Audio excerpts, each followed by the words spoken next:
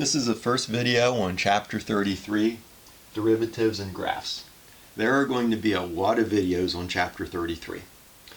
For the first one, what I want to do is look at the three functions that we study in example 258. I want to draw pictures. I want to talk about increasing and decreasing in the local extrema.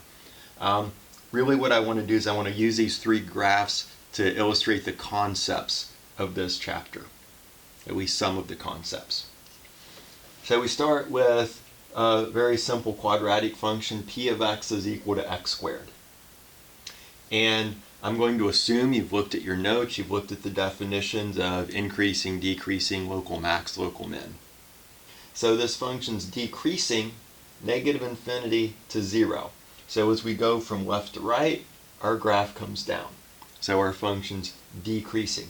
When we're down here, whenever you have an x1 that's less than or equal to an x2, then the function value of the x sub 2 is the smaller function value.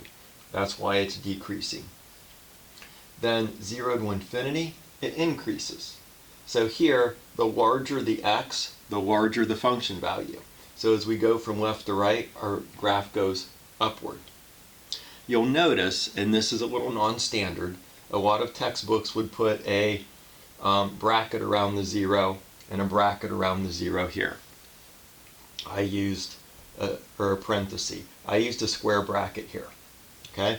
Why did I include 0 in both of these? How can your function be both decreasing and increasing at 0? The answer is it's not. Remember, increasing and decreasing are properties that a function has over an interval and not at any one particular number.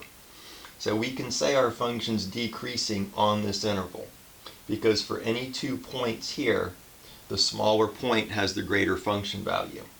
We can also say our function is increasing on this interval because if you take any 2 points, the greater of the 2 points has the greater function value. So we can say it's decreasing on this interval and increasing on this interval.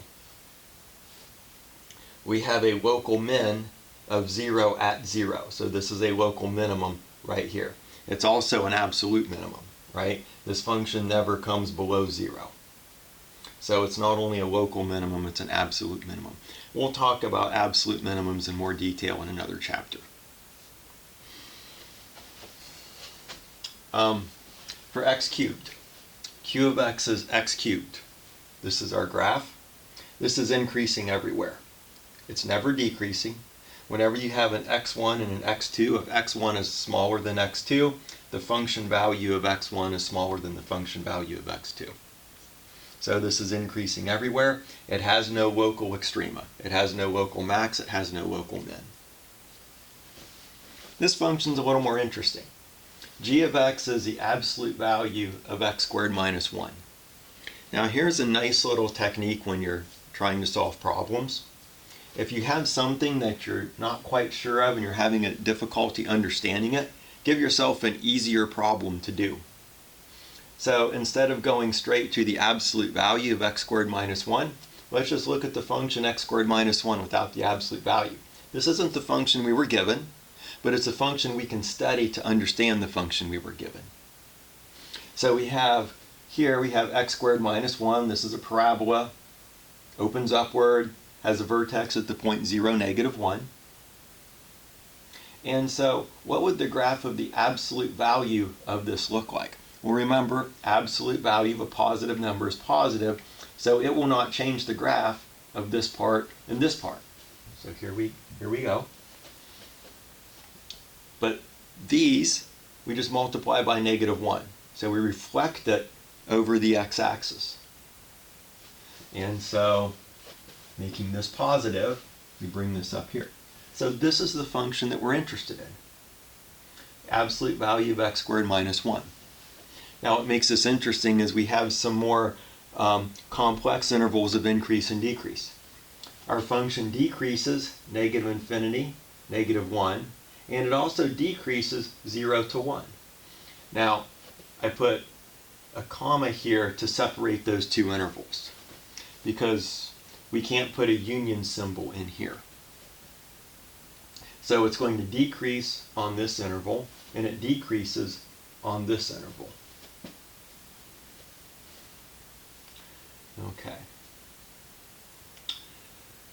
Now, increasing, it increases -1 to 0 and also 1 to infinity.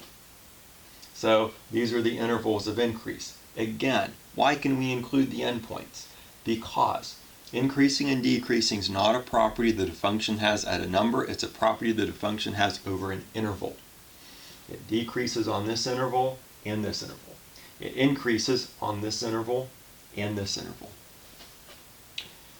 We have two local mins. We have a local min of 0 at -1. We have a local min of 0 at 1. Those are also absolute mins. Our function never comes below 0, right? It's the absolute value of something. It can't come below 0. So these local mins are also absolute mins. We also have a local max. We have a local max of 1 at 0. So this is a local max right here. It's not an absolute max. Lots of numbers have function values greater than 1.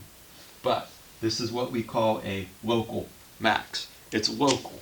That means we can find a little interval around 0 where f of 0 is our greatest function value. So f of 0 is the greatest function value on this interval right here. Lots of intervals work. It just, for a local max, we can find one. So we can find an interval where f of 0 is the greatest function value on this interval.